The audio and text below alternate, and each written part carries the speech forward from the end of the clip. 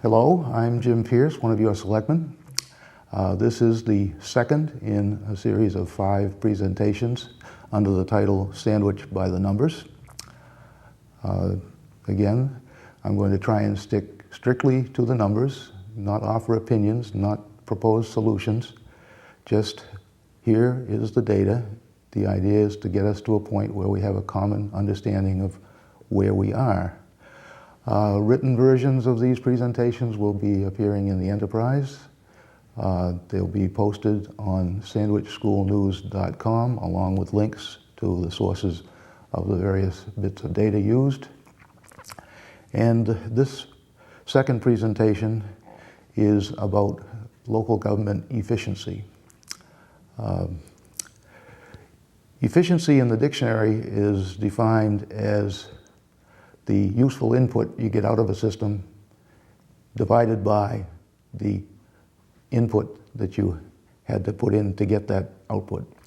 One of the most common efficiency measures that all people seem to understand is if you drive an automobile, the useful output is miles of travel, the useful input is gallons of fuel. Divide the miles by the fuel consumption, you get miles per gallon. So efficiency is something that's measured routinely. But is there a simple metric to measure the efficiency of local government? First you have to say, well, what's the output you're trying to achieve? And the output is municipal services, all of them, including education. And the input is tax dollars, the total budget of the town of Sandwich, for example.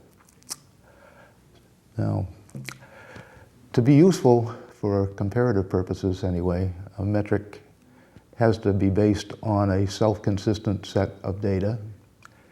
It has to be something relatively simple, like miles per gallon.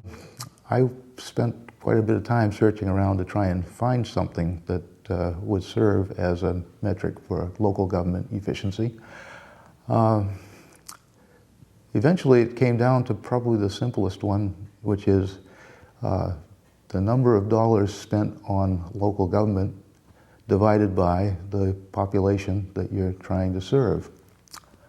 For Sandwich, the budget is about $68 million. The population is about 21,000 people. So Sandwich spends $3,238 per citizen on local government. Now, for comparison purposes, I chose the 15 towns on the Cape. I also included Wareham and Plymouth because, well, there's a couple of reasons. One is those are the places you might drive if you wanted to purchase something that you couldn't find in Sandwich. Or those are places where people could live alternatively to Sandwich and still commute to wherever they work. So if you look at those 17 towns, 15 on the Cape plus Wareham and Plymouth, where does Sandwich stand? Here again, the chart shows Sandwich at $32.38.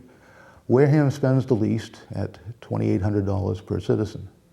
That's the only town of those 17 that spends less than Sandwich. Yarmouth and Bourne, 2 towns with similar populations to Sandwich, spend about $3,300 per citizen on local government.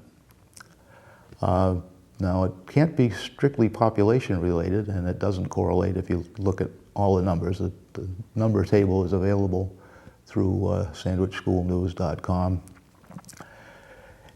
But if you look at Mashpee with 14,000 people, or Falmouth with 21 or 31,000 people, so Mashpee's 2/3 of Sandwich, Falmouth about 1.5 times Sandwich. Both of them come in at $3,800 as shown on the chart.